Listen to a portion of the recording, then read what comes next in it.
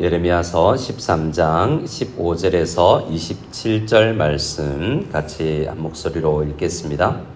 너희는 들을지어다 귀를 기울일지어다 교만하지 말지어다 여호와께서 말씀하셨습니다. 그가 어둠을 일으키기 전 너희 발이 어두운 산에 거치기 전 너희 바라는 빛이 사망의 그늘로 변하여 침침한 어둠이 되기 하시기 전에 너희 하나님 여호와께 영광을 돌리라. 너희가 이를 듣지 아니하면 나의 심령이 너희 교만으로 말미암아 은밀한 곳에서 울 것이며 여호와의 양떼가 사로잡힘으로 말미암아 눈물을 흘려 통곡하리라. 너는 왕과 왕후에게 전하기를 스스로 낮추어 앉으라. 곧 영광의 면류관이 내려졌다 하라. 네겝의 성읍들이 봉쇄되어 열자가 없고 유다가 다 잡혀가되 온전히 잡혀가도다.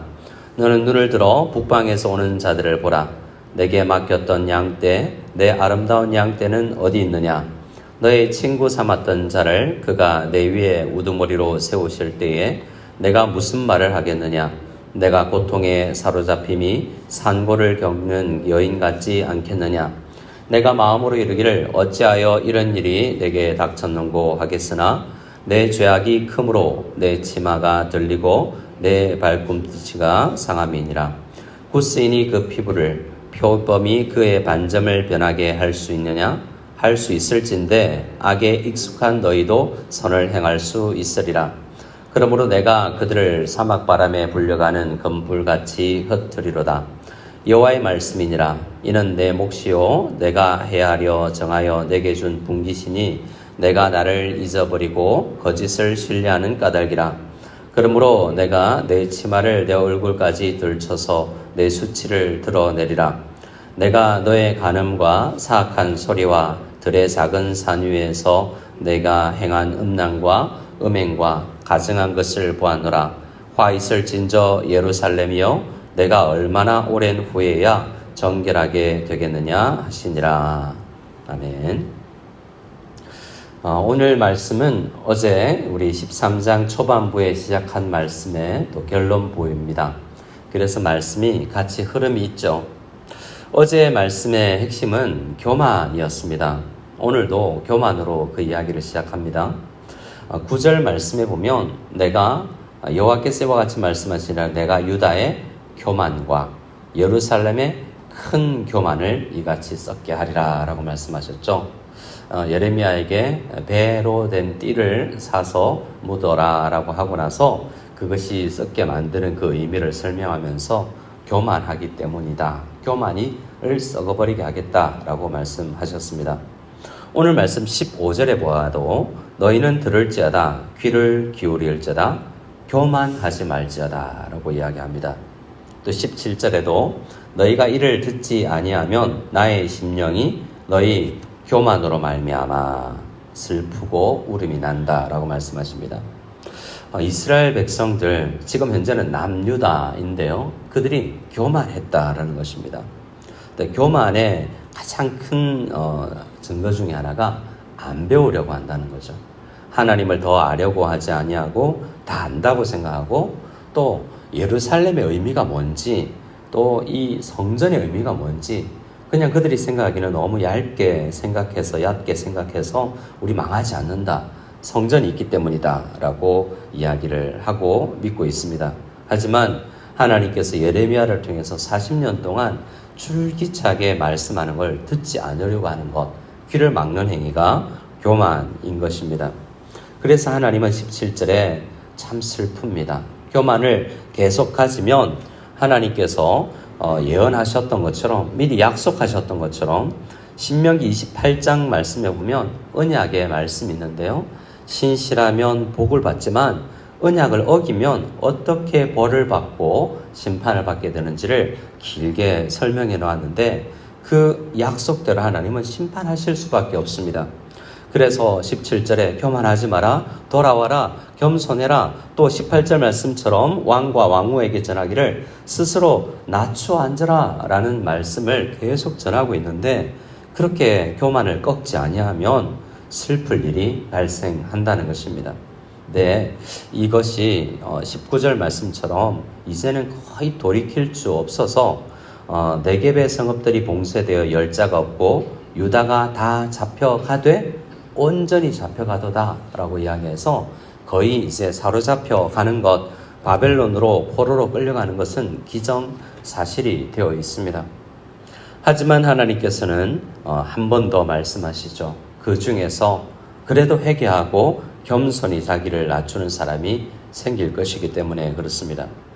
특별히 오늘 말씀은 18절 말씀에 보면 너는 왕과 왕후에게 전하기를 이라고 하는데요. 특별히 왕과 왕후, 높은 하나님께서 책임을 주신 그 사람들에게 직접 이야기하라 라고 말합니다. 어떤 왕인지 왕후인지는 잘 알 수 없습니다. 영어 성경을 보면 왕과 왕의 어머니라고 되어 있는데요. 열왕기하 23장, 24장을 쭉 보면 그때 당시에 왕과 왕의 어머니 이야기를 계속 기록하고 있기 때문에 그렇습니다. 이 왕이 여호아하스 왕이라면 어머니의 이름은 하무달일 것이고 여호야김 왕이라면 그의 어머니의 이름은 스비다일 것이고 또 여호야긴 왕이라면 또 어머니의 이름은 느우스다일 것입니다.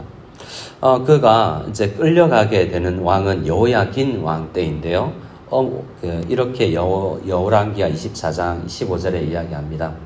그가 여호야긴을 바벨론으로 사로잡아가고 왕의 어머니와 왕의 아내들과 내시들과 나라의 권세 있는 자도 예루살렘에서 바벨론으로 사로잡아갔다라고 이야기합니다. 그때 제일 먼저 언급되는 사람이 왕과 왕의 어머니였다라는 것입니다. 왕의 어머니도 정치에 관여하고 있었기 때문일 것인데요. 그들에게 책임이 있었습니다. 그런데 그 책임이 뭐냐면 20절에 이야기하는 것처럼 맡긴 양떼를 잘 다스리는 것이었습니다. 20절에 너는 눈을 들어 북방에서 오는 자들을 보라. 내게 맡겼던 양떼, 내 아름다운 양떼가 어디 있느냐라고 말씀하시죠. 같이 끌려가고 다 흩어져 있다라는 것입니다. 하나님께서 왕에게 또 직분을 주시면서 또 자녀를 주시면서 목사에게 또한 성도를 맡기시면서 하나님의 것을 맡기는 것인데요. 우리에게 맡겨진 것이 있습니다. 목회자뿐만 아니라 우리 부모에게도 직분에게도 다 맡겨진 것이 있는데 그거 잘 맡고 있느냐라는 이야기를 하면서 그 책임을 다하지 못하는 것이 또한 교만한 것이다 라고 주님께서 오늘 책망을 하는 것입니다. 그런데 그들은 그 책망을 잘 못해서 이제 다 끌려가게 될 것이다 라고 말씀을 하고 있는 것입니다. 21절 말씀에 보면 그때가 되면 바벨론에 의해서 포로로 끌려갈 때가 되면 이런 일이 일어날 텐데요. 너의 친구 삼았던 자를 그가 내 위에 우두머리로 세우실 때에 라고 이야기합니다. 그러니까 남유다 왕들이 친구인 줄 알았던 존재들인데 그 친구들이 침공해 와서 내 머리 위에 앉더라라는 것입니다. 이사야 39장에 가면 히스기야 왕이 있는데요. 그의 아버지 아스 왕 때도 아수르를 섬기고 아수르가 친구인 줄 알았는데 아수르가 와서 심히 괴롭혔습니다. 이 히스기야 왕 때는 또 아수르를 멀리 했는데요. 또 바벨론을 가까이 했습니다. 히스기야 왕이 병들었을 때 바벨론 왕 모로닥 발라단이 이 조서를 이 신하들을 보내서 예물을 보내왔는데요. 그때 많은 것을 국고에 있는 것을 다 보여줍니다. 그래서 선지자 이사야 선지자가 와서 어떻게 했습니까? 라고 했을 때 다 보여주었다라고 이야기할 때 이사야 선지자가 히스기야 왕에게 날이 이를 때에 다 바벨론으로 포로 잡혀갈 것이고 이 왕궁에 있는 것이 다 옮기고 남은 것이 없게 될 것이다 라고 예언을 했었습니다.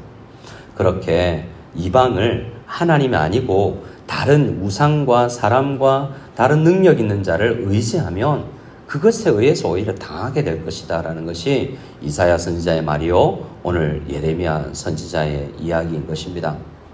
그래서 결국에 우리가 그들이 어떤 모양이 될 거냐면 그림 하나를 보여주는데요. 어제 말씀에서는 배띠가 썩는 모습을 그려보게 만들었는데 오늘 그림은 참 비참한 그림을 떠올려 보게 합니다. 전쟁이 일어났을 때 누가 힘들겠느냐? 많이 다 힘들지만 연약한 사람들, 특별히 여자들이 힘든데 마치 이 강간당하고 치마를 덜쳐고 수치를 당하는 그런 모습을 떠올리면서 이렇게 힘들 것이다 라고 말을 합니다. 22절에 내가 마음으로 이르기를 어찌하여 이런 일이 내게 닥쳤는고 하겠으나 네 죄악 때문이다. 네가 치마가 들리고 네 발꿈치가 상합니다 라고 말합니다. 치마가 들려서 수치스러운 부분이 드러나겠고 끌려가면서 발꿈치가 상하게 될 것이다 라고 말씀을 합니다. 또 26절에 그러므로 내가 내 치마를 내 얼굴까지 들춰서 내 수치를 드러내리라 라고 말씀하면서 오늘 말씀의 이미지는 수치스러움입니다. 하나님 앞에 멀리 등을 돌리고 하나님을 잘 믿는 듯 했지만 교만했던 그것을 하나님은 꺾기 위해서 수치를 당하게 할 것이다 라고 합니다. 그리고 결국 돌아와서 그들을 살리실 것이지만 이 수치스러운 것을 떠올리면서 너는 그 수치를 당하지 않도록 정말 내 옆에 붙어 있으라 라고 오늘 말씀은 우리에게 요청하는 것입니다.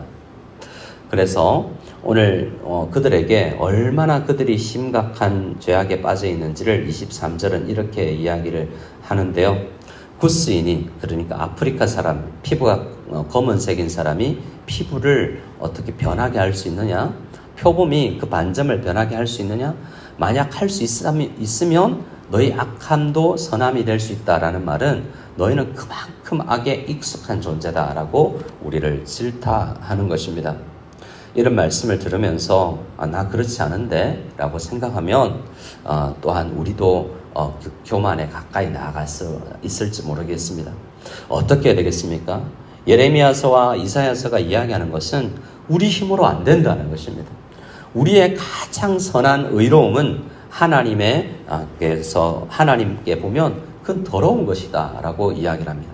옷의 이미지를 이사야 선지자나 예레미야 선지자가 많이 이야기하는데요. 하나님은 우리를 아름답게 띠둘러서 뽐내고 싶은데 우리는 썩은 것 같이 냄새나는 존재들입니다. 어떻게 해야 되겠습니까? 우리 스스로는 할 수 없고 우리를 옷 입혀주시는 분을 기대해야 합니다. 우리에게 와서 이사야 61장 말씀에는 그분이 오시면, 예수님이 오시면 포로된 자를 우리에게 자유를 갖게 하시고 가난한 자에게 아름다운 소식을 전하실 뿐만 아니라 우리에게 옷을 입혀주실 텐데요. 우리에게 아름다운 옷을, 찬송의 옷을 우리에게 입혀주실 것이다 라고 이야기합니다. 우리가 노력하는 것도 중요하지만 하나님 열심을 주십시오. 내가 의롭게 살겠습니다라는 결단 중요하지만 우리가 더 기대해야 되는 것은 우리를 의롭게 하신 주님께서 우리를 더 의롭게 해주실 것을 기대하면서 하나님이 하실 수 있습니다. 성령께서 나를 덧입혀 주십시오. 나에게 찬송의 옷을 입혀 주십시오 라고 간절히 주님 앞에 간절히 소원할 때 하나님께서 우리에게 은혜를 베풀어 주시고 수치를 가려 주실 것입니다. 아담과 하와에게 가죽옷을 입혀 주셨던 것처럼 우리를 덮어 주실 것입니다. 그래서 우리는 어떻게 기도해야 하냐면 이 아침에 24절에 있는 이미지 하나를 가지고 기도했으면 좋겠습니다. 우리 24절 말씀을 같이 한번 읽겠습니다. 그러므로 내가 그들을 사막바람에 불려가는 검불같이 흩으리로다. 우리 성도는 원래 이렇게 날려가는 존재가 아니고 시편 1편에 복 있는 사람은 시냇가에 심은 나무가처럼 철을 따라 열매를 맺는 뿌리를 깊이 내리고 어디로 이리저리 움직여 다니는 사람이 아니라 한 곳에 묵뚝 서서 교회를 섬기며 가정을 섬기고 우리 교회, 우리 가정에 맡긴 자녀들을 위해서 기도하고 묵묵히 서 있는 자의 그러한 이미지가 우리가 가져야 될 이미지입니다. 기도하기를 하나님 수치를 가려주시고 나에게 주신 성령께서 나를 더 붙들어 주셔서 내가 더 아름다운 옷을, 찬송의 옷을 입을 수 있는 의로운 존재가 될 수 있도록 빚어주십시오. 그래서 불려가는 검불처럼 될 것이 아니라 정말 악인들처럼 날려가는 겨와 같이 되지 아니하고 시냇가에 심은 나무처럼 뿌리 깊이 내려서 교회를 섬기고 가정을 섬기고 이 지역사회에 맡긴 하나님의 사명을 다 할 수 있는 든든한 성도가 많이 우리 교회에 세워질 수 있도록 간절히 기도하며 나가는 이 아침이 다 될 수 있기를 소원합니다.